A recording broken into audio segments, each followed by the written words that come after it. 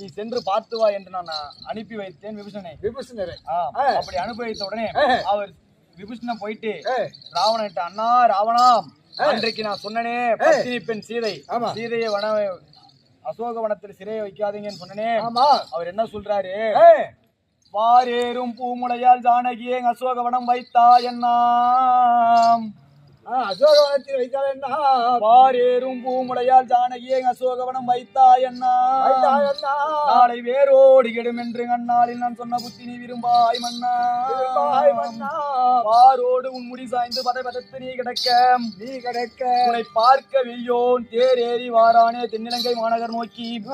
அதாவது விஷ்ணு, அண்ணா ராவணா, இன்னைக்கு நான் சொன்னனே சீதையை வனத்திலே சிறை வைக்க கூடாது அப்படி என்று சொன்ன என்னுடைய பேச்சை மறுத்து வனத்திலே வைத்தாய். நாளைக்கு நம்முடைய நாடே அழியும் என்று அன்னைக்கு சொன்ன என்னுடைய பேச்சை மதியாமல் சிறை வைத்தாய்.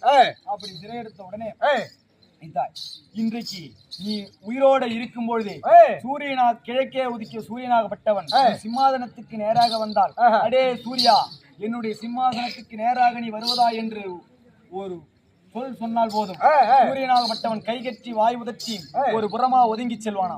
அப்பேற்பட்ட சூரியன் நீ இறந்துட்டேன் செத்துட்டேன்னு தெரிஞ்சு இந்த தென்னிலங்கையை நோக்கி உன்னை பார்க்கறதுக்கு இங்க வரானே, நீ உயிரோட இருந்தா அவன் வருவானா அப்படி என்று விபீஷணன் அருகாமையில் இருந்த ராமனாக இருந்த நான் என்ன சொல்றேன், அந்த செங்கதிரோன் தென்னிலங்கை வரவே நோக்கி இங்கு திகத்திருந்த விபீஷணன் சொல்லி இந்த திருமால் கேட்டு அந்தரக்கன் கொடுங்கோளால் பயந்தவானும் அவர் ஆக்கினையை தொடர்ந்து உன்னை வர என்று இந்த துங்க நெடு மால்வாதம் பணிந்து போற்றி திருப்பினான் தேர்புறவி சிறந்தபானு.